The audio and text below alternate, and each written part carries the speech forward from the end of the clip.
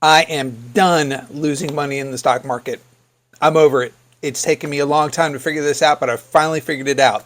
So come on, let me show you what I'm doing. Before we get started, I want to let you know that this is a multi-video series. I'm going to keep them short and sweet so that we don't get bored. It's also going to be followed up by multiple shorts and other videos where I'm going to talk about my trades and what I'm doing. I'm going to promise you that you will not be seeing stock picks. I'm not going to be selling you anything. This is all educational.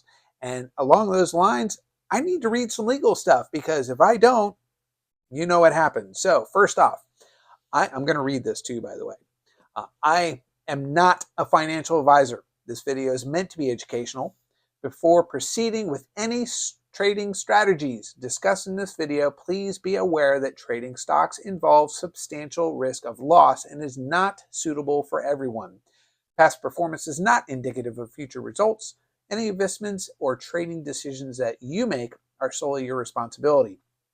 Always do your own research and consider seeking advice from a qualified financial advisor before engaging in any trading activities.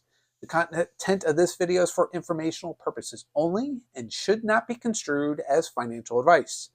By watching this video, you acknowledge and accept the risks associated with trading because trading involves lots of risk. And I want to show you something. How did I get to where I am, where I'm freaking tired of taking losses? And when I tell you I'm tired of taking losses, I'm done with it. I'm over it. I'm done. No more losses. No more losses. So how did I get there? Way back when, before 2000, when E-Trade, I think it was before 2000, when E-Trade came out. Yeah, I'm pretty sure it was before 2000. When E-Trade came out, I was on it really quickly, doing some simple stuff and losing money really quickly. Internet came out, we were losing money quick. I lost money there. Fast forward a little bit to March of 2018. I only know that because that's when my Robinhood starts. I had somebody introduce me to Robinhood. Tended to want to stay away from it, but I finally said, yeah, what the heck, I'll try it out. So I've been on Robinhood since March of 2018. So let me show you why I'm done taking losses. So here's my Robinhood account. This is it today. This is where we're sitting today. So let's back up a little bit. So here's 1 week, not too bad. 1 month, not too bad. 3 months, still not too bad. Hey, look, year to date, we're doing good. 1 year, we're doing awesome. Let's do all of it. Boom. That sucks, doesn't it? Yes, yes, it does. It sucks. I'm done taking losses.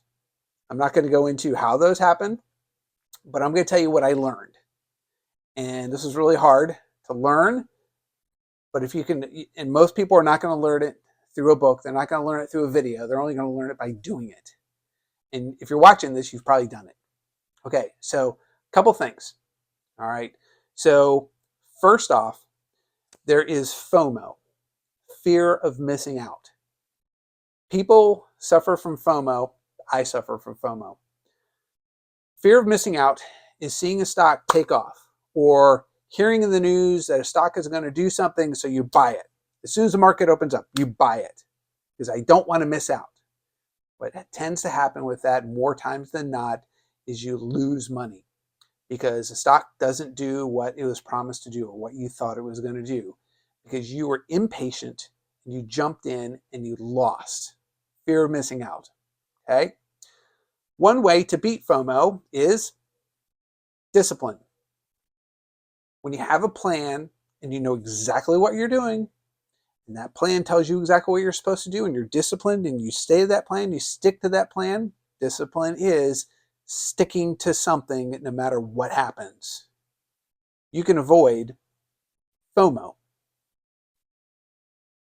And you saw from that chart that I had some FOMO and I had some very bad discipline. Okay, so I think I've got a lot of this under wraps now, which is good. Finally. Okay, so 2 definitions I want to give you also that really kind of lead to my plan that have really kept me from losing from October of this year forward. And I'll tell you how I got there. So 2 definitions for you. The first one, loss, which I am done taking. I am over losses. No more. I'm done. I'm over it. What a loss is is when you purchase something at one price, sell it at another price that happens to be lower than what you paid for, you lose money. So say, for example, you bought something for $10, you sell it for $8, you lost $2. That is a loss. You sold it for less than what you bought it for. That is a loss. Profit, I'm not going to go into that because you know what profit is. So I bought it for $10, I sold it for $12, I made $2. Okay, simple. But I'm avoiding loss. No more losses. Drawdown. What is a drawdown? So some people consider a drawdown a loss. A drawdown is not a loss. If you buy a security for $10 and that stays in your account, that security goes down to $8. You're holding on to that. You haven't sold it. Your account is now $8. It's gone down because the value has gone down, but you have not taken a loss because you haven't sold that stock. You sell it, you took a loss because you sold it. If you hold it, it goes back up to $10, you broke even. Sell it, $0. Goes up to $12, you sell it, $2. Okay? A drawdown is not a loss. A drawdown is a reduction in the value of your portfolio because of the direction, downward direction, that the security is taken. I'm comfortable with a drawdown. Now, how comfortable am I with a drawdown? I'm actually fairly comfortable with the drawdown. I'm actually quite comfortable with the time of a drawdown as well. I had one trade, an Exxon trade that I took in November, and I held it until March, which absolutely sucked. But you know what? I got profit. It drew down quite a bit, but it was Exxon. And I knew Exxon would go back up to where it was. It wasn't a big drawdown, but it was a solid trade. And I knew it was a solid trade. It just took time to develop. And sometimes that happens. You have to be comfortable with the drawdown. You have to be comfortable with the fact that your trade is not going to go where it needs to go. So let's talk about three other things. Okay. I'm keeping it simple. I'm being patient. And I'm taking a profit. Okay. Those three things. How simple am I doing it?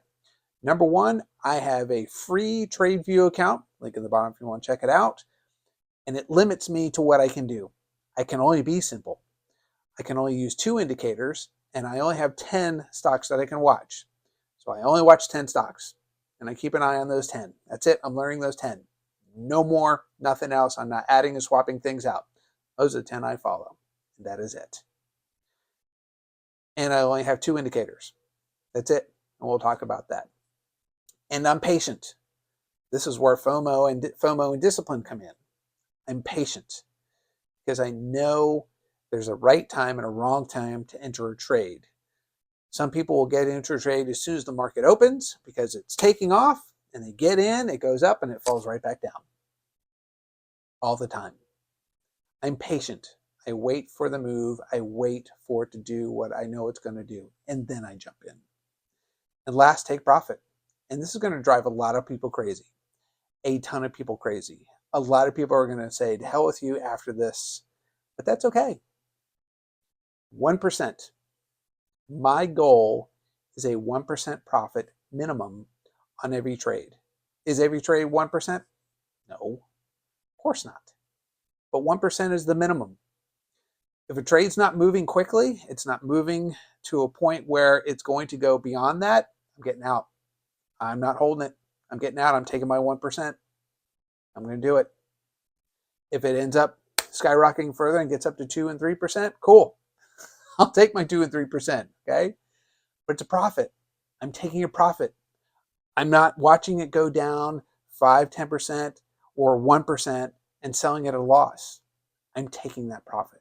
And what's happening over time is I'm accumulating. Albert Einstein will tell you that the most powerful force in the universe is compounded interest. Take that 1%. I think I'm averaging 1.3 or something right now. Take that 1% over and over and over and over again. It accumulates and it gets bigger and it gets bigger and it gets bigger. The pool just gets bigger. So I'm accumulating 1% wins. Okay, so we're going to wrap up this video. I appreciate you all watching. Like I said, I want to keep them short. I don't want to make them long and boring and lose everybody. So a couple promises. Number one, you're going to see shorts. You're going to see things in my community of different trades that I'm getting into, different things I'm doing. I am not giving you stock picks. No stock picks. Only what I have done so you can learn from it. So links that you're going to see in the bottom, you're going to see the links for my TradeView. You're going to see the links for my Robinhood, which you get a free share if you get that. And then also the link to the Google document that has all my trades, so you can always look at it. So I hope you join me for the next video. Hope you subscribe. Hope you like. And let's go make some money. No more losses. We're done. No more losses.